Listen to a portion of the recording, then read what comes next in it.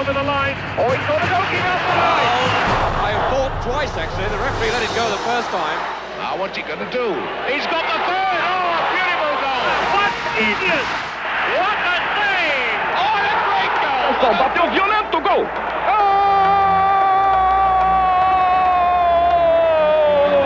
That was really fine, wasn't it? I've never seen one even close to that.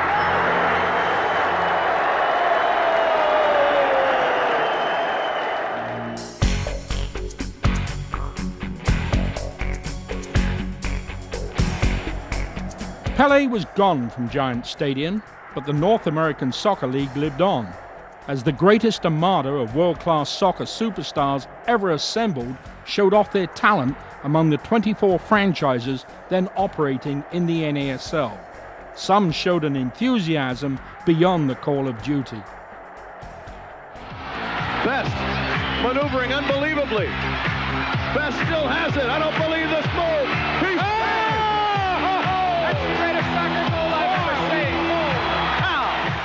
Never seen one better than that, Charlie. That was really fine, wasn't it? I've never seen one even. But a new goal-scoring superstar had emerged. His name, Giorgio Chinaglia. Shot by Chinaglia, goal! Oh, my word. The 28-year-old Chinaglia joined the Cosmos and Pelé in 1976. He had played his last 7 seasons of first-class soccer in Italy. I started my professional career when I was 15. I was an apprentice professional. I just came out of the schools and I wanted to be a soccer player, and that's what I did. And I started off there. It wasn't a good time because I wasn't very well liked by the coaches. They thought I was too egoistic, I wouldn't pass the ball, and all I wanted to do was score goals, which I think that's the name of the game, is scoring goals. But in those days, I think they had a different mentality. My first wife was American, so in 1973, 72, we came on a tour to the United States. We played in New York, we played in Toronto, we played in Hartford and in Montreal. And I liked America a lot. So I decided then at a certain point, in the prime of my career, I was 28 years of age, to come to the Cosmos. Besides, they give me a lot of money. But the best experience of my life was playing for the 8 years for the Cosmos. No wonder. His earnings as a player and an executive of the Cosmos was exceeding $1 million a year. And Giorgio rewarded the Cosmos with goal after goal. In this 1980 playoff match against the Tulsa Roughnecks, he scored a record-breaking 7 goals.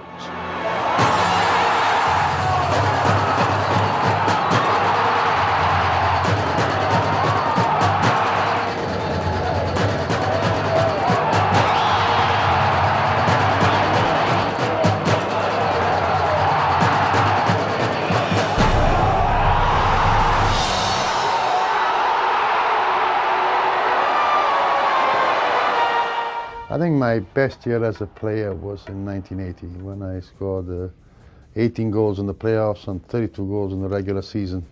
So it was 50 goals in one season is a lot of goals. And I have an average of more than 1 goal a game, so therefore I think I played like 250 games. I scored 260 goals for the Cosmos, so that's not bad. It's a bad average to have. Giorgio Chinaglia had become a household name and one of the NASL's most recognizable stars. Yes, so we worked very hard this season to win this championship, and I'm very, very thrilled and very, very happy. You got 50 for the year, George. How do you top it? Not bad. Not We'll bad. try again next year. Okay. Thank you. Congratulations, Giorgio. Giorgio Chinaglia, simply the finest goal scorer in North American soccer history.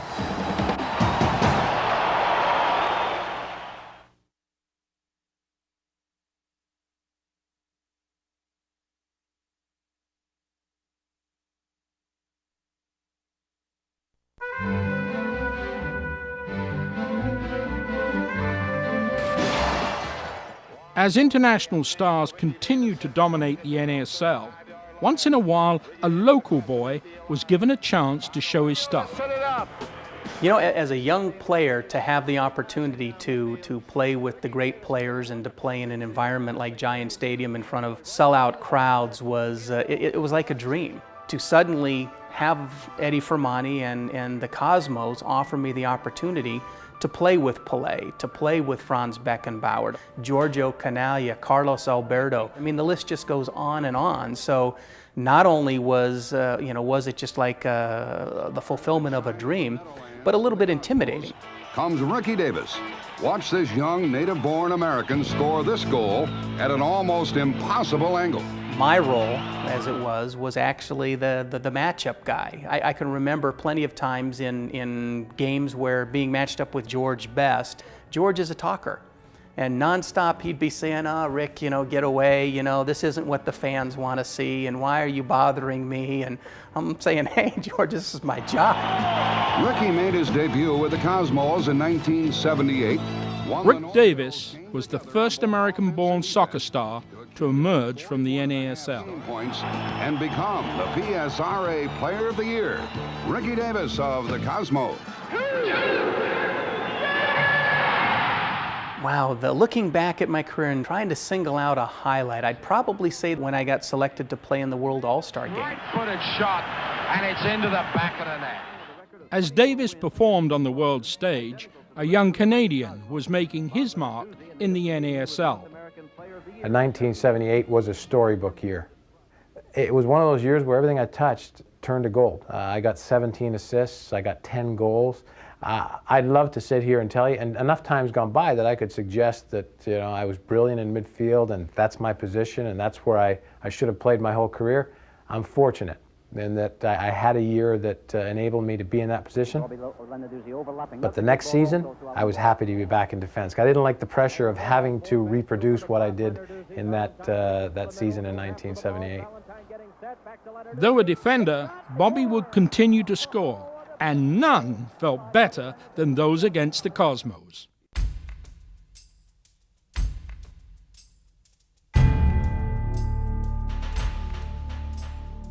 The matches featuring the Cosmos and the Whitecaps were fiercely contested, sometimes looking more like a hockey game.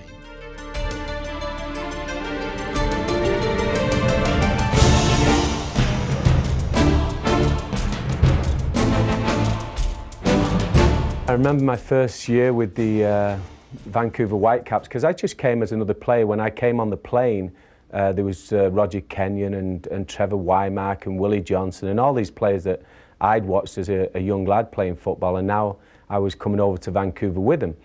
For me, it was certainly a fairy tale year. We were doing okay, but we were winning most, but losing a few, and we hadn't quite got the chemistry there. Bob McNabb was my assistant, and he said, "We need something else." He said, "Alan Ball's at Philadelphia, and he's very unhappy there." And we managed to swing it and got Alan Ball into the team, and that really was the catalyst. So we went on and won the Soccer Bowl that year. Vancouver meets Tampa Bay in Soccer Bowl 79. A shot! A goal by Trevor Wymark! Vancouver has taken the lead. They've gotten the critical first goal. Wymark, 28 years old. Here they come, Van der Veen with the ball. Has he got a shot? Yes, it's a goal!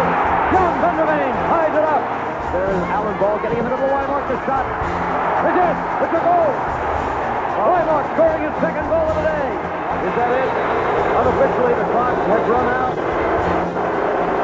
It's all over. The Vancouver Whitecaps are the new champions of the North American Soccer League, and they earned it every step of the way.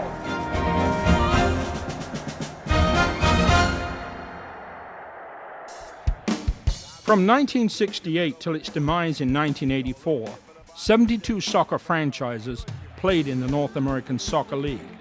One of its most known players was American-born goalie Arnie Mauser. In the early years in the NASL, it was really starting to boom. The salaries were getting much better. Had a great lifestyle. We played, so many games. We went overseas. It was great. I wouldn't trade it for anything in the world, no matter what. Even though my parents think I should have probably followed maybe a medical career, did something else in retrospect, but I don't think I would have changed it for anything in the world. Now the Cosmos with a shot in the middle. Arnie Mauser with a diving save. Mauser knocks it away. A fine save by Mauser. A good save by Arnie Mauser, because I think that shot was going in. Goalkeepers in the NASL had to face the world's best strikers, and sometimes they were the stars of the game.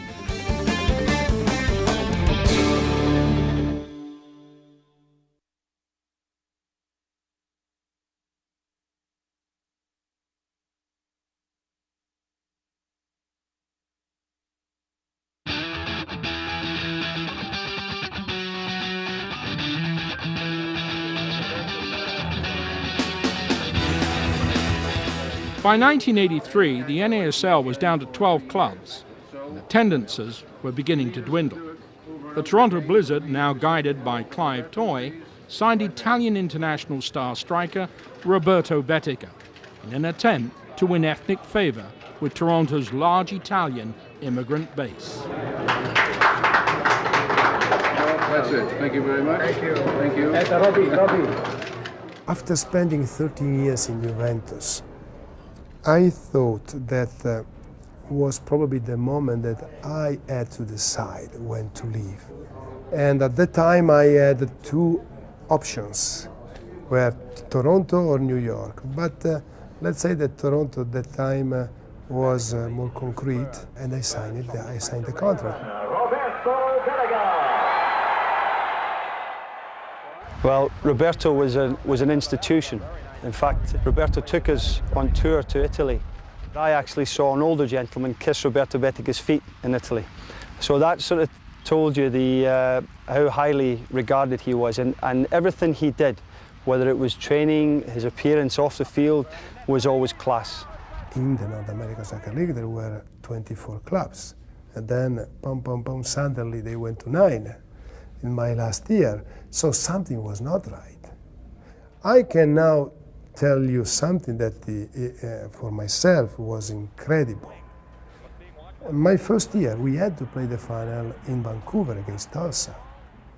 Tulsa came after the semi-final, if I remember well, beating Montreal, with one player out for red card.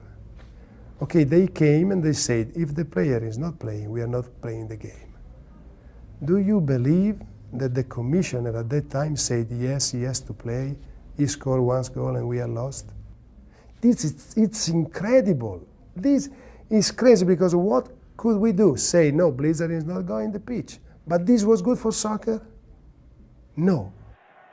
So you had a Canadian team playing in Canada, but the fans were supporting Tulsa, an American team, and to add insult to injury, the supposedly suspended Ron Fucha was to score both Tulsa goals. Took the Blizzard to 2 soccer bowls, 83 and the final one, 84.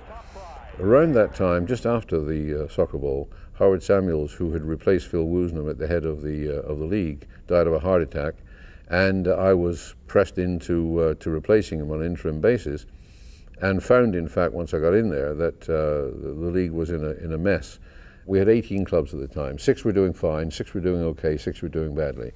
And there was one school of thought which said, let's keep the 12 that are doing well or doing okay, and the 6 that are doing badly, we either get rid of them, or we move them to a better market, or we keep them in the same market and find them better owners. The other school of thought was, let's expand to 24, because there were plenty of people wanting to buy franchises at $3 million a time. Let's expand to 24, take in all that money, spread it around the league, and make the league stronger. Well, the kinds of people we let in at that time were the kinds of people you would not want to have in a professional league. They came in for all the wrong reasons. They came in because they believed that all you needed was a large stadium, players, and whoops, everyone's going to turn up. By the time I got in there were really only 2 clubs left who'd put up their performance bonds and were ready to operate in 1985. That was Minnesota Strikers, owned by Joe Robbie, and the Toronto Blizzard. It became a problem of salaries, where salaries were increasing suddenly, as they, in fact they are in Europe now, and they have an immense problem with salaries in Europe at this particular time. There were no salary limits in any sport at that particular time. They didn't start until the early 80s. If we could have cured that problem in the final stages of the league, maybe we could have continued.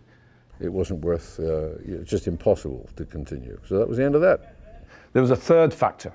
And no one could foresee this, I don't think, very easily: indoor soccer. Because suddenly now we had a confused marketplace. We had this game called soccer. Now, was it played outside, 11-a-side? Was it played in a hockey rink? What was it? It was a difficult one to deal with. What is soccer? Well, we know what soccer is because internationally everyone knows what soccer. It's not indoor, it's not futsal, it's the game, the beautiful game, played by Pelé and the rest of them. And that's the market we should have been in, not trying to play this rinky-dink indoor game. Some of soccer's best players, managers and corporate sponsors had tried and failed. But as the immortal Shakespeare would have said, if love be the true meaning of life, then so is loss.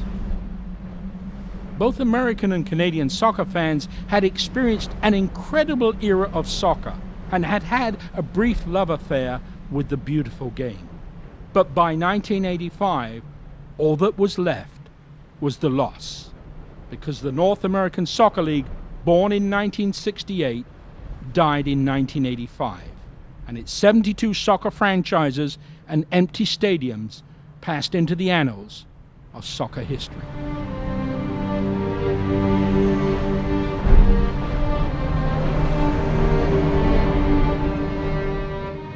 Acting Commissioner Clive Toy had been unable to salvage the NASL for the 1985 season, and it was pronounced dead, being subject to a disease which at that time they called lack of money.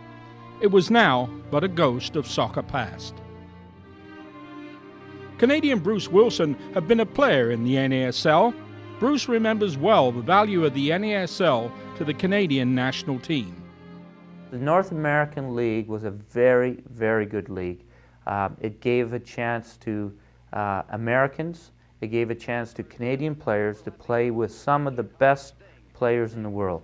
And it was a delight to play in the league. It certainly developed me as a player, and it certainly helped develop our national team as well. Canada in the 1985 CONCACAF playoffs had to beat Honduras in a final match played in St. John's, Newfoundland to qualify for World Cup '86. If they won, it would be Canada's first ever appearance in a World Cup final. Carl Valentine to take it. Swings it in, Bridge gets ahead on it. There's the shot, they score! It's in! Canada has got in front, 2-1. And the referee again checking his watch. And there it goes! The final whistle. Canada has qualified for World Cup '86, defeating Honduras. I played in the World Cup in '86 at the age 35, believe it or not. In fact, I think I was the oldest player in the World Cup. Making the World Cup in '86 was definitely a highlight of anyone's career, and to be able to captain our country in the greatest event there is in the game certainly can't be duplicated. If Bruce Wilson was among the oldest players in World Cup '86, then 21-year-old Canadian midfielder Paul James was amongst the youngest. It was the first time ever Canada qualified, and it was a moment in my life that I'll cherish for the rest of my life. And it was with Randy Samuels running around the field. Hard to describe. The first game, quite frankly, for me, I don't know about the rest of the players, but the finals were, and particularly the first game, because it was against France, and there was so much build-up and publicity. It was a little bit of a blur. You know, it was so wound up and so nervous, really. I think everybody was, including Tony Wade. It was the first time I saw Tony Wade where I could actually see and detect that there was a bit of nervous energy there. What I was afraid of, I didn't want us to be blown out the water. And you know, that would have been a setback for the game and a setback for the team. So, nervous, yes, because it wasn't a personal nervousness, it was a concern that maybe, you know, we wouldn't do very well and it would reflect badly on the game for us.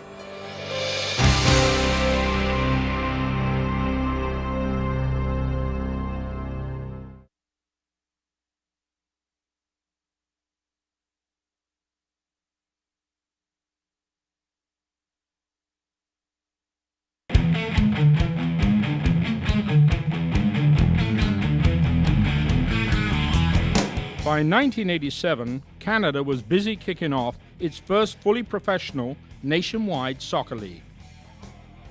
The first CSL match took place on a dark and rainy day in the nation's capital, Ottawa, as the Ottawa National Pioneers faced the Hamilton Steelers before less than a sellout crowd. With League Commissioner Dale Barnes and the CSL's founding father Bill Gillespie looking on, the Steelers would score the game's first goal through Billy. As I was later to comment upon taking the position of commissioner of the CSL, I quickly learned that a team owner had falsified his letter of credit.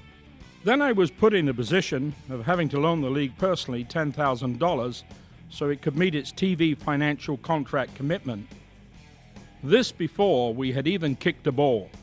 Then I sadly realized we were terribly underfunded and we were in for a very hard and long battle just for the CSL to survive. I think in the beginning, the CSA gave life to the league. And I hate to say this, but in the end, I think the CSA, because of its inactivity or lack of activity in the league, gave death to the CSL. It had been a frantic first season, fraught with financial danger, as many clubs falsified attendances, revenues, and their financial status. But somehow, all 8 clubs had survived. New sponsors were on board, and the CSL TV contract with the Sports Network held firm. Calgary were champions, but Hamilton could hold their heads high for a job well done. The excitement of the final, and for that matter the entire season, had everyone looking ahead to the start of season number 2. One of the CSL's biggest problems was the Ontario National Soccer League. It had existed for many years, but its major teams, Toronto Croatia and Toronto Italia, were refused entry into the CSL because the Canadian Soccer Association had banned the use of ethnic named teams in favor of a Canadian-only identity. This angered the National Soccer League, led by its commissioner, Rocco LaFranco. Somebody made a motion that we must Canadianize the league. No ethnic groups. And of course I had to defend my identity, my existence, because I'm probably the only one in this country who never lost a penny in soccer. Never. And I can verify this. But a lot of people lost their shirt. Why? Because I had a strong community behind. It's no sense pointing the finger at anyone. I think everyone is to be blamed, including me. We should have stuck together, have a business plan, together with the CSA. The CSA never had a clear vision, never showed the leadership. That to me was the most important thing. But then an animosity was created between the NSL and the CSL and the CSA. You know, I could go on and on and on and on for hours. Yes, I made mistakes. There's no question. Because I was stubborn in defending my identity. And the Constitution of this country allowed me to do that. We can't just blame it on one man. I mean, there was many of us could have done a lot more. And perhaps many people stand on the fence that could have come in and perhaps help. But I think he's probably just as guilty as probably the CSA is. They could have come in and done a lot more, and they didn't. It was something that I believed that the only way soccer would succeed if we had in a Canadian league. And I still believe that to this day. Rocco would create new NSL franchises in Ontario cities wherever the CSL had chosen to expand. This divided the fans and sponsors. Occasionally, Rocco went completely overboard, waving that much-abused red herring, racism, as in this interview in 1990 in London, Ontario, where a CSL franchise, the London Lasers, already existed. Rocco opened in competition London City. There's no question in my mind that money has been misplaced. There's no question that the CSA has a racist approach because they're prohibiting the use of ethnic names. And nobody is going to discriminate against my name or my culture. And that's exactly what the Canadian Soccer Association is doing. I mean, if he's saying that the league is being racist against Italians, particularly because he's an Italian, I can name you 3 clubs right now that are run, owned, operated by Italians. There's North York, there's Hamilton, there's Edmonton. You know, the CSL is not excluding any race from this league. I do believe if intelligently you sit down with anyone and you open a dialogue among intelligent people, you always find a solution. Unfortunately, it never took place and everybody suffered, everybody lost. I'm the first one to admit I made a mistake. I should maybe initiate, but I saw a stumbling block from the CSA. I thought CSA was guiding the CSL and the commissioner not to talk to us. Despite all of this, the CSL was still holding its own. But with Toronto being the corporate centre of Canada, this eternal and ridiculous ethnic squabble was doing irreparable damage in all directions. Corporate, media, and the fans in large numbers simply chose not to get involved and just stepped away. However, at the start of the 1990 season, as CSL Commissioner, I was fortunate enough to introduce our major corporate sponsor, Meta, whose name was proudly attached to the CSL Championship Cup. We've actually gone 3 years without losing a franchise city. That's a record. The NFL can't say that, the American baseball, but we're in the entertainment business. Business is the end of the line. Some are going to make it just like in any other business, some aren't. In 1990, to all outside appearances, all was well. In fact, I'd managed to convince the American Professional Soccer League to send their reigning champions, the Maryland Bays, to play against our reigning champions, the Vancouver 86ers. It was to be the first ever North American International Club Championship. In many ways, I consider this to be our finest moment. And as the clubs prepared for the 1990 Meta Cup final, I appealed to the Canadian Soccer Association for support. I pointed out that Canada was a continent in size, and that though the CSL clubs could support the player payroll, the air travel costs were killing them. I proposed to the CSA that a $1 levy, just $1, on all 600,000 registered Canadian players be imposed, and that these funds be utilized solely for the purpose of CSL airline costs, and that all monies be held by the CSA for airline negotiations.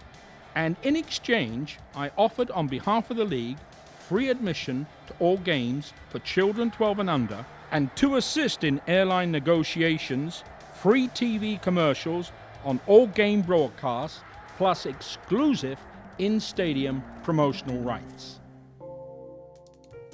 But I was turned down without discussion.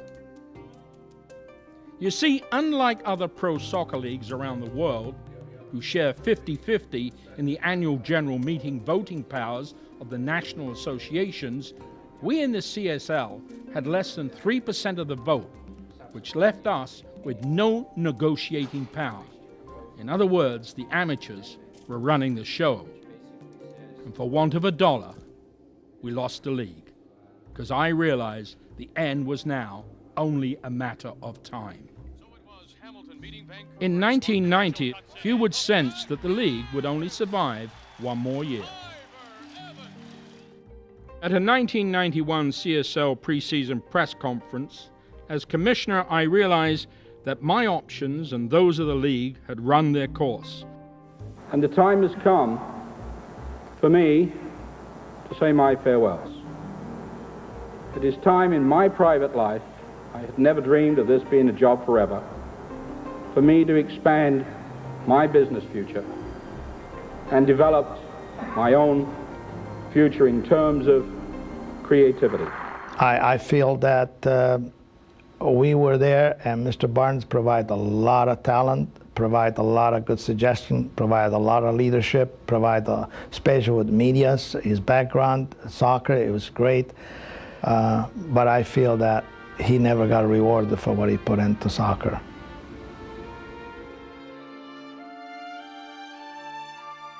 Regrettably, the CSL was to fold at the end of the following season.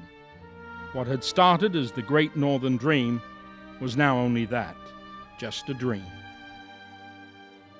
Its demise brought about by petty jealousies between CSL club owners, selfish local leagues, and the unforgivable wanton indifference of the provincial associations and the CSA. They had all fallen victim to the lack of a greater vision. It has badly hurt the beautiful game in Canada ever since.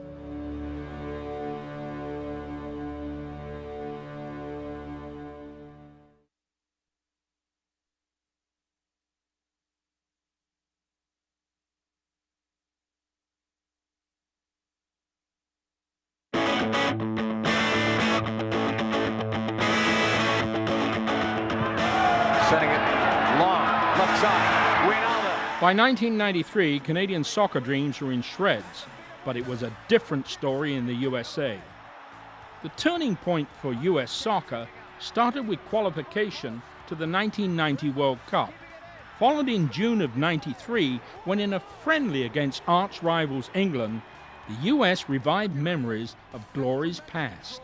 To keep the ball alive, and then he has an idea, puts the U.S. team up 1-0. Here's Agus. American soccer was beginning to make its mark. The USA had been host for both the Olympic Games and the World Cup in '94. It was from the incredible attendances at these games and the money that came with it that prompted the Americans to circulate this confidential memorandum. They were seeking potential high rollers for a new American professional soccer league. It would be a league with teams owned by the league, with clubs sold on a franchise basis. Its mentor was the former head of the USA '94 World Cup organization. His name, Alan Rothenberg. And in October of 1995, at the Palladium nightclub in New York, he was to announce the beginning of his American dream. When FIFA awarded the 1994 World Cup to the United States, they asked us to do three things. One, stage a successful World Cup. Two, improve the fortunes of soccer generally in the United States.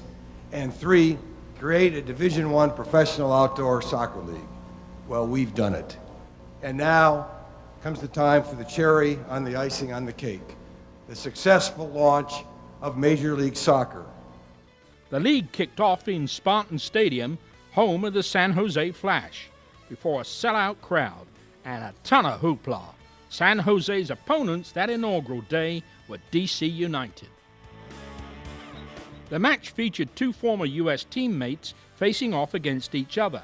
John Hart, starring for DC United, and Eric Wynalda, starring for the Flash, and in the 80th minute, the fans received what they had been waiting for. Right now, looking for the shot, gets it, far post, goal! Goal for Eric Wynalda! San Jose has scored! Wynalda had scored the first ever goal to be recorded in the MLS, but many more were to follow as games opened across the U.S. with good attendance. By October the 20th, 1996, the first MLS final was about to kick off. It was to be played at Foxborough Stadium in New England, and with winds gusting to 40 miles an hour and 6 inches of rain expected, it could be said it was a perfect soccer day. As the LA Galaxy faced DC United, it was to be the dream opening final, with the Galaxy first taking a 2-goal lead and Galaxy goalkeeper Campos looking to be unbeatable. But then everything changed. On the counter, the shot, goal!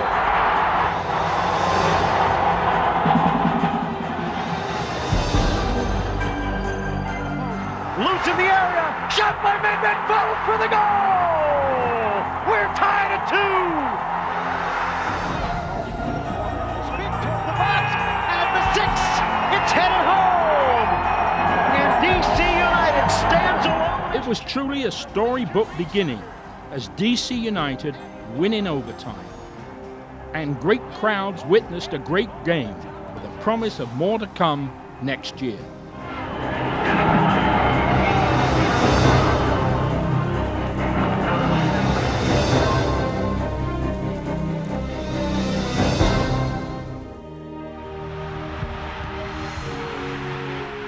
By 2003, the MLS still featured 10 teams, with an average attendance of almost 15,000 fans.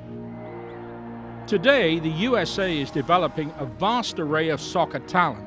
Add to this the limitation on imports playing within the league, and the USA is clearly on the right path, showcasing homeborn talent and a sprinkling of new Canadian and foreign arrivals. That's what takes us to look for other things like the indoor game and camps. Here you get paid year-round. You can pretty much take the month off that you have to relax instead of being worried about what I'm going to do next for my next paycheck.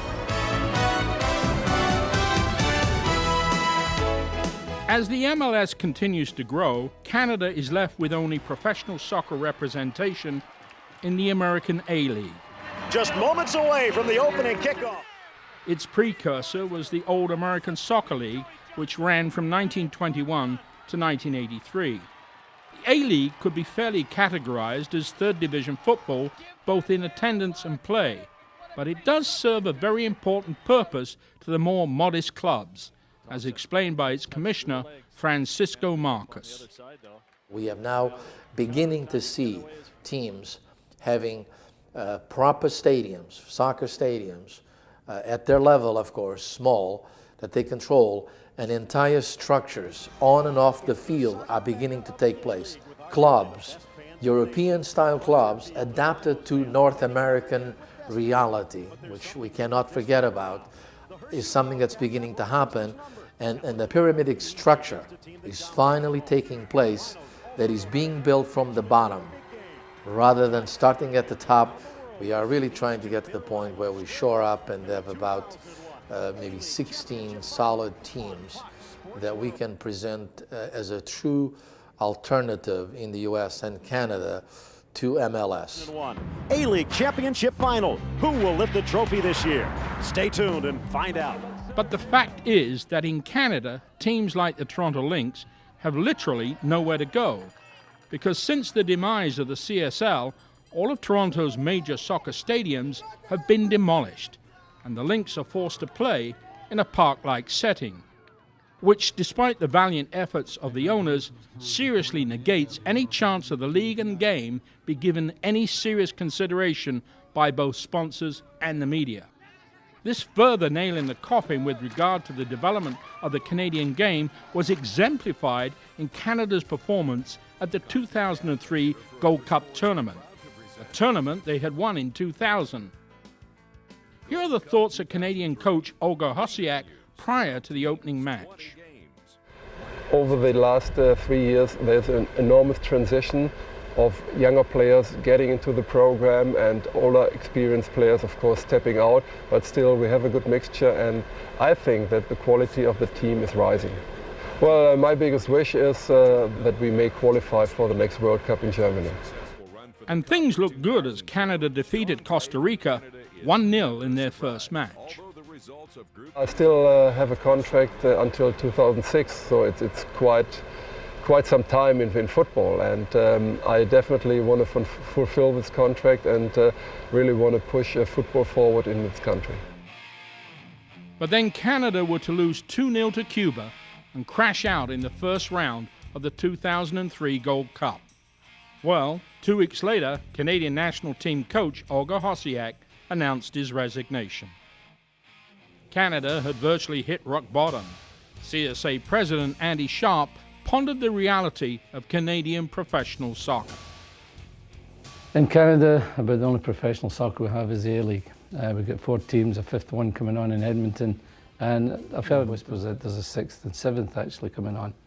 So we still need to have fan support, and to be quite frank with you, if we don't get the fan support and they don't get out there, these teams will collapse too. As for long-serving CSA Chief Operating Officer Kevin Pipe, this empty chair and his failure to show for an interview spoke volumes. To clearly illustrate the change of fortune for these two closely tied neighbors, the USA went on to take the Gold Cup 2003 bronze medal when they defeated Costa Rica by 3-0 in the third-place playoff. A lot of the success of the American national team can be squarely placed on the shoulders of their coach, Bruce Arena. Things have moved forward since 1994 when we hosted the World Cup. I think that was a real shot in the arm for soccer in this country. It's slowed down a little bit after the '98 World Cup because of our failures in France. However, the beginning of Major League Soccer in 1996 has been good for soccer in the United States, and now 8 years later, I think we're at an all-time high in terms of sponsorships and in terms of support from the American public.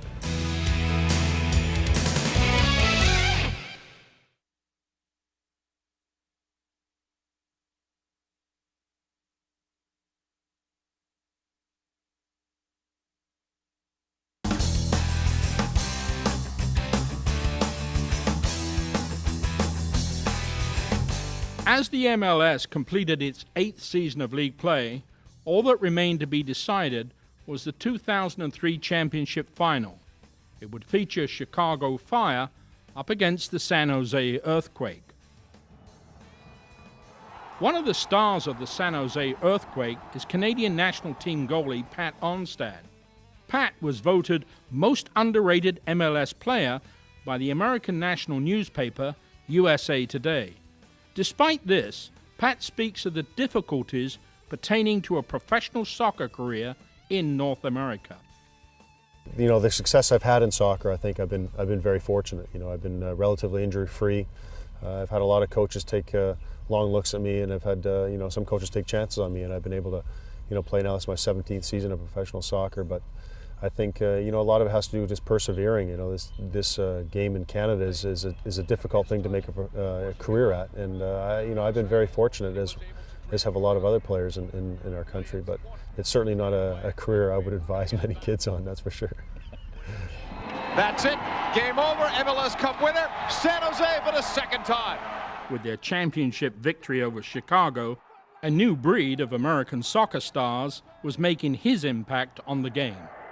I think the World Cup 2002, I mean, it had to be the biggest thing for soccer. But I think after '98, people were a little bit skeptical about soccer in America and U.S. soccer as a whole. But to show how far we've come and not only do well in 2002, but to have a lot of young players and a lot of players that play in MLS do well in the tournament. And I think that was a very telling fact, and it proved a lot to not only us, but to the rest of the world. The United States has capitalized on the fact that we have a league now, but we're still in that learning process of making it better. As Americans, we're always going to strive to be better, or at least the best that we possibly can be, because Americans don't handle losers very well. We can't be a secondary sport. We have to start pushing it.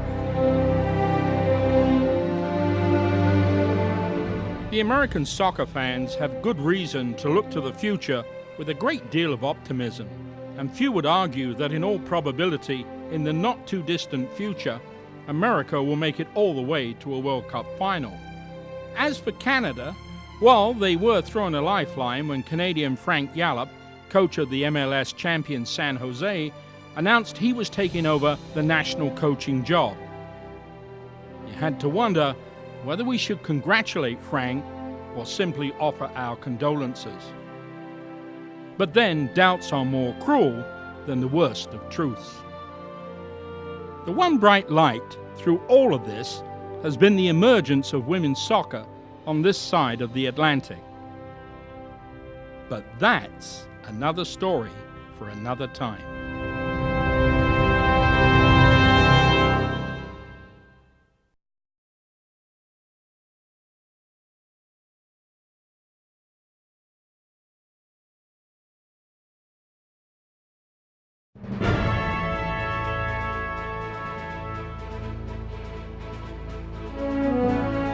Now in the year 2012, the league has grown from 10 teams to 19. 3 of the new teams are located in Canada: Toronto FC, Vancouver Whitecaps, and the Montreal Impact. They have changed the face of soccer in Canada in the most positive way. Great fan support, excellent stadiums, and financial stability. Go Whitecaps! Montreal had 60,860 fans attend their match against the LA Galaxy on May 12, 2012. This was a record crowd for a professional soccer match in Canada. The main attraction being Galaxy and England star David Beckham, who left Real Madrid to join the Galaxy for a fee of $6.5 million per season. He has proved to be a fabulous ambassador for the sport in North America, attracting huge crowds and frenzied media, while encouraging the likes of international and Premier League player Robbie Keane to join the Galaxy. One of the most articulate spokespersons for the MLS is former NASL player and Canadian national team player and coach Bobby Lenarduzzi. He explains the difference between the formation of the old NASL compared to today's MLS. One of the things I think we benefited from in the old NASL days was the fact that players like Johan Cruyff, George Best, didn't have the options of the Middle East and Asia in terms of the kind of money that's available right now. And I think America and Canada, to a lesser extent, were the options that were available to them, and we benefited from getting some of the very, very best players in the world. The difference now is that it's flipped. Last go-round in the NASL days, it was very much driven on the exports. Now what MLS have done, have chosen to build a league that will develop the American and now the Canadian players. And the difference between the two is that this time around MLS has staying power and NASL was more like lightning in a bottle. In Canada, national team coaches have come and gone with frightening frequency, with little or no success on the field. The CSA continues to be in disarray and living in a world of their own. Despite all of this, Canada's future, like the USA, seems assured to truly succeed in the not-too-distant future. Very excited. Been waiting a long time for this. And that foundation began on opening day. The highlight of that day for me was Eric Hasley scoring the first goal and the way the crowd responded.